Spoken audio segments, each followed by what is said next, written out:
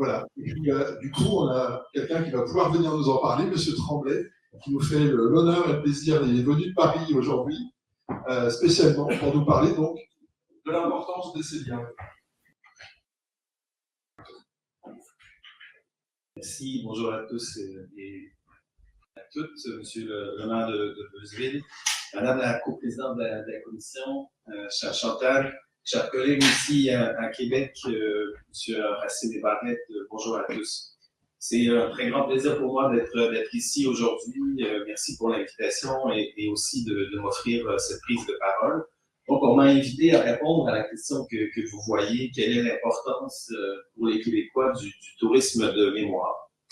Et j'ai envie d'y répondre en vous racontant brièvement une histoire personnelle, donc l'histoire de mon nom de famille à moi, comme M. Barrette a eu le privilège de faire pour le sien.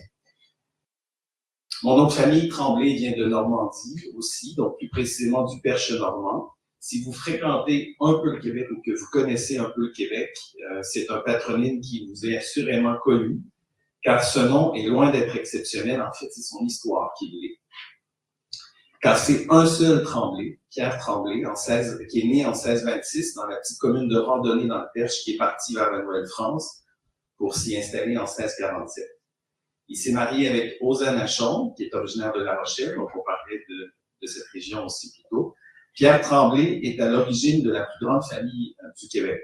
On estime aujourd'hui à 80 000 le nombre de Tremblay en Amérique du Nord, principalement au Québec, et qui sont ses descendants. Monsieur Racine, tout à l'heure, parlait de grande fécondité. Je peux vous dire que c'est nous qui sommes les meilleurs à cet égard, parce que c'est un seul Tremblay qui est à l'origine de cette très, très grande famille. Donc, comme vous pouvez le voir, les Tremblay, on est fiers de cette histoire et on aime le faire savoir. Dès 1958, il y a un premier pèlerinage d'une délégation de Tremblay du Québec qui s'est rendue à Randonnée, où elle a reçu un accueil chaleureux.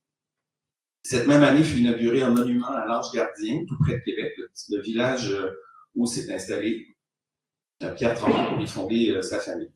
Dans les années 70, a vu le jour l'Association des Tremblay d'Amérique du Nord, et cette association a depuis consacré beaucoup d'efforts et de ressources aux recherches généalogiques pour faire connaître cette histoire. En 1988, l'association a organisé un voyage à Randonnée qui a regroupé 400 descendants de Pierre Tremblay. Voyage pendant lequel ils ont eu le privilège de visiter la ferme où a grandi leur ancêtre.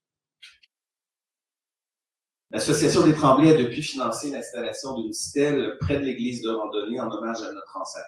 Je m'y suis moi-même rendu il y a quelques années avec mes enfants.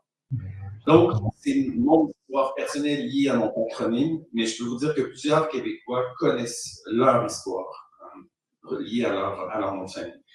Les Québécois, nous sommes fiers de notre origine et à un moment ou à un autre dans notre vie, on va souhaiter en savoir davantage, découvrir qui étaient nos ancêtres et de où on vient en France. Un ancien consul général de France à Québec, d'ailleurs, vous l'avez nommé tout à l'heure, M. Frédéric Sanchez, m'a d'ailleurs confié, après une année en poste à Québec, sa fascination pour la connaissance des Québécois de leur histoire généalogique qui remonte à la France. Je pense que ce phénomène s'explique facilement. Le Québec a un statut particulier en Amérique du Nord, M. Racine en a parlé tout à l'heure. On a traversé de nombreuses embûches et on a beaucoup résisté pour avoir le bonheur encore aujourd'hui de vivre en français dans cette mer anglo-saxonne, comme M. Racine le dit.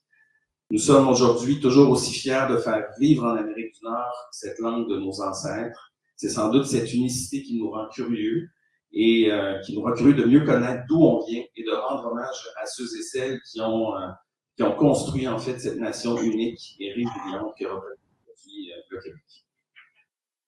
Donc, je profite de l'occasion pour remercier et saluer le travail de la Commission de la mémoire franco-québécoise.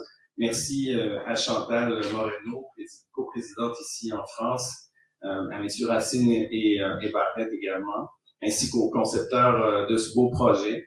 Vous aurez compris, j'espère en m'écoutant, que j'y crois à ce projet de tourisme mémoriel et je souhaite que de plus en plus de Québécois profitent de votre travail et visitent ces villes et villages de leurs ancêtres. Merci.